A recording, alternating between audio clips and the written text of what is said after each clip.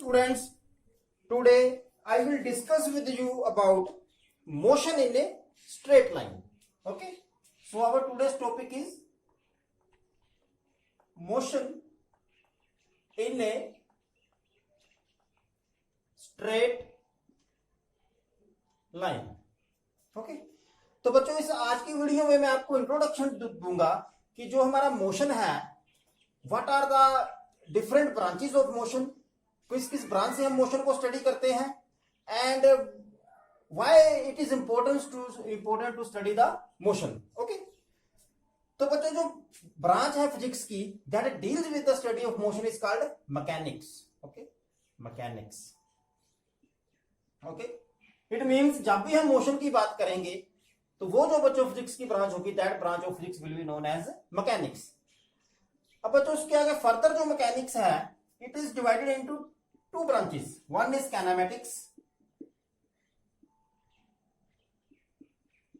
And other is dynamics.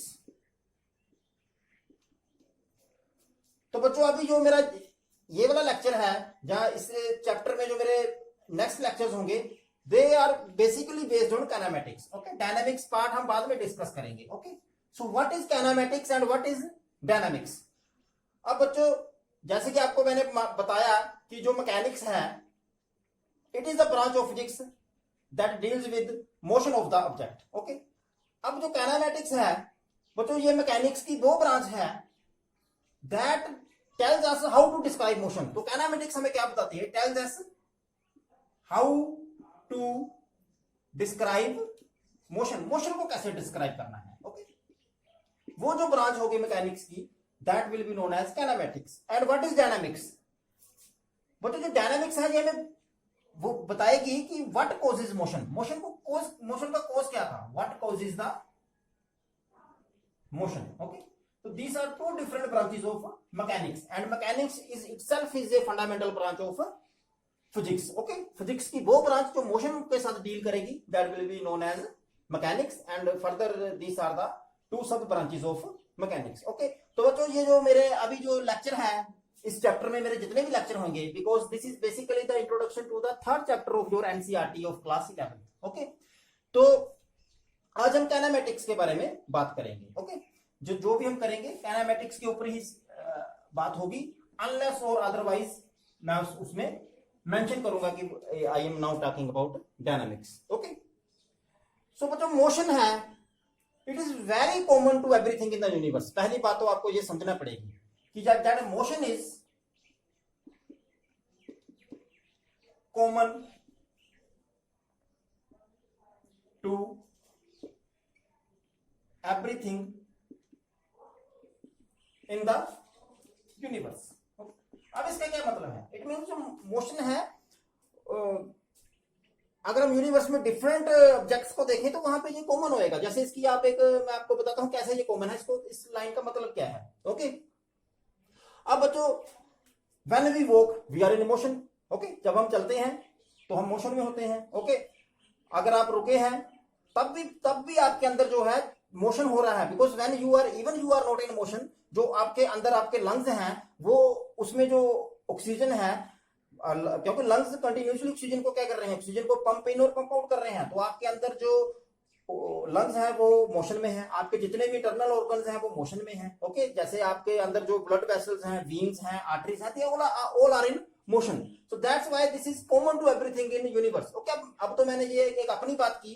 अब आप universe में जैसे आप डिफरेंट ऑब्जेक्ट्स को देखते हो जैसे you see that leaves are falling from the tree. जब आपके जो विंड चलती है जैसे हवा चलती है तो you see that plants are in motion. Okay जब आपने देखा होगा जब आपका हाइड्रो इलेक्ट्रिसिटी हम प्रोड्यूस करते हैं तो डैम से जब पानी नीचे गिरता है that is in motion. Okay so you see that sun. आपको मालूम है जो सन है it is also in motion. Okay sun is in motion. Okay कैसे वो देखिए कैसे.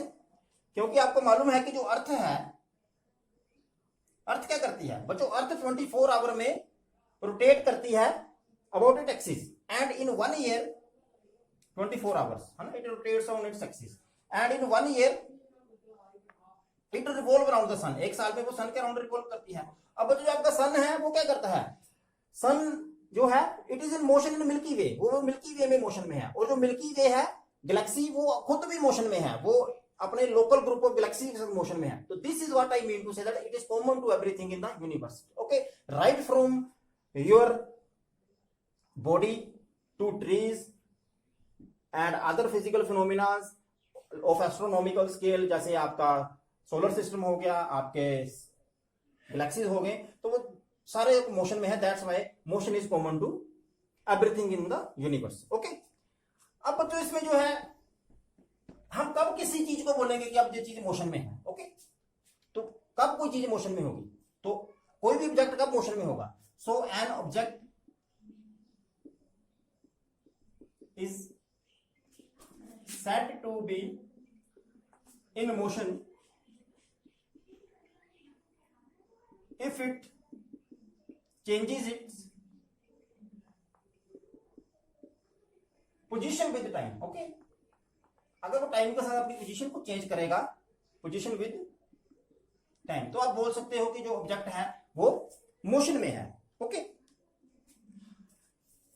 जैसे बच्चों आपके जो वॉल्स हैं कमरे की, वो आपके रिस्पेक्ट में क्या है, स्टेशनरी है, क्योंकि वो अपनी टाइम के साथ पोजीशन को चेंज नहीं कर सकती है ना, तो वो मोशन में नहीं है। ओके, अब जैसे आपके जो घर में फैन है वो अगर चल रहा है तो इट इज इन मोशन, क्योंकि वो अपनी पोजीशन को चेंज कर रहा है, उसके जो ब्लेड्स है वो कंटिन्यूसली क्या कर रहे हैं, अपनी पोजीशन को टाइम के साथ चेंज कर रहे हैं। ओके, तो अब नेक्स्ट क्वेश्चन ये हो जाता है, how does position change with time. जैसे मैंने बोला कि हम मोशन किसी an object is said to be in motion, तब जब वो अपनी पोजीशन को चेंज करेगा टाइम के साथ। ओके, तो कैसे कोई ऑब्जेक्ट अपनी पोजीशन को टाइम के साथ चेंज करता है, नेक्स्ट क्वेश्चन तो आपके दिमाग में ये आ जाएगा, क्योंकि फिजिक्स में क्वेश्चनिंग करना बहुत जरूरी है।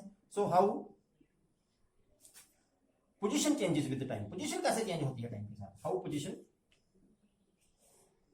Changes with time. ओके, तो बच्चों इस क्वेश्चन का आंसर देने के लिए आपको ये मालूम होना चाहिए हाउ टू डिस्क्राइब मोशन, हम मोशन को कैसे डिस्क्राइब करेंगे। ओके, तो आपकी पोजीशन टाइम के साथ कैसे चेंज करती है, अगर आपको ये मालूम चल गया इसका मतलब आपको ये पता लगे कि मोशन को कैसे डिस्क्राइब करना है। तो इस क्वेश्चन का आंसर देने के लिए you should know how we describe motion. Okay, हमने मोशन को कैसे डिस्क्राइब करना है, how to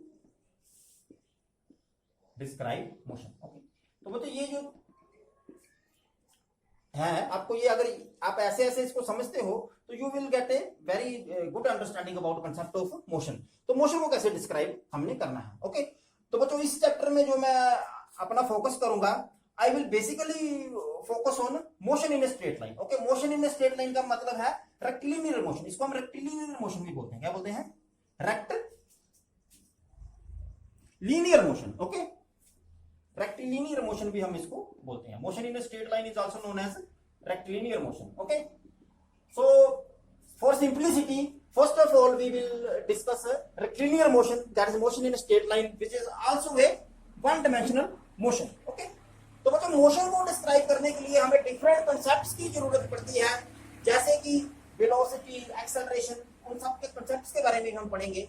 velocity, acceleration, different concepts की आपको अंडरस्टैंडिंग होनी चाहिए अगर आपने ये आपको मालूम करना है कि हमें मोशन को कैसे डिस्क्राइब करना है। ओके, तो you need different understanding of different concepts like velocity, acceleration. Okay, so अब जो आपका रेक्टिलिनियर मोशन है उसमें भी हम इसको जो करेंगे, we will study rectilinear motion और motion in a straight line with uniform acceleration। किसके साथ, with, पहले हम सिंप्लिसिटी के लिए इसको किसके लिए स्टडी करेंगे, with uniform acceleration. Okay, uniform acceleration. अब यूनिफॉर्म एक्सेलरेशन का मतलब क्या है, uniform acceleration means that its acceleration is not changing with time। Okay, जब आप ऐसे भी बोल सकते हो, जो rate of change of velocity है वो चलो जब हम पढ़ेंगे तो आपको मालूम लगेगा। ठीक है, सो अब जो लास्ट में जो हमने इस चैप्टर में पढ़ना है, that we will study about relative motion. Okay, motion is relative. फिर जो हमारा नेक्स्ट इसमें आएगा that is relative motion, that motion is a relative concept. Okay, relative motion. Okay, तो बच्चों रिलेटिव मोशन को समझने के लिए जो आपको अंडरस्टैंडिंग होनी चाहिए, you should know about relative velocity. Okay, तो that all I will teach to you कि इसको कैसे कैसे समझना है। In my subsequent lecture I will clear your basic about all these things, relative motion. और रिलेटिव मोशन को समझने के लिए you should know the concept of relative velocity. Okay, so this is basically the outline जो आप इस पूरे chapter में पढ़ोगे, that is motion in a straight line. Okay, अब जो इसमें जो है एक चीज मैं आपके साथ डिस्कस करूंगा अभी, वो ये है कि जहां पे हम जिस भी ऑब्जेक्ट के मोशन को स्टडी करेंगे, we will treat that object in motion as a point object. Okay, उसको हम क्या मानेंगे? Point object. ओके, मतलब जब अनलेस स्पेसिफाइड, ओके, जितनी भी हमारी डिस्कशन होगी मोशन के ऊपर इस चैप्टर में, okay, we shall treat the object in motion as point object. Okay, अब पॉइंट ऑब्जेक्ट क्या होता है? ओके, वो जो पॉइंट ऑब्जेक्ट होता है, when size of the object is much smaller than the distance. Point object क्या होता है? वो ऐसा ऑब्जेक्ट होता है when size of the object is much smaller, very much smaller than the distance it covers. I will change the marker because the distance it covers in a reasonable time. Okay, reasonable word को ना भी लिखा दो, in distance it covers in a given time. Okay, in a given time interval. अब देखिए, तो it means हम किसी भी ऑब्जेक्ट को पॉइंट ऑब्जेक्ट कब बोलेंगे?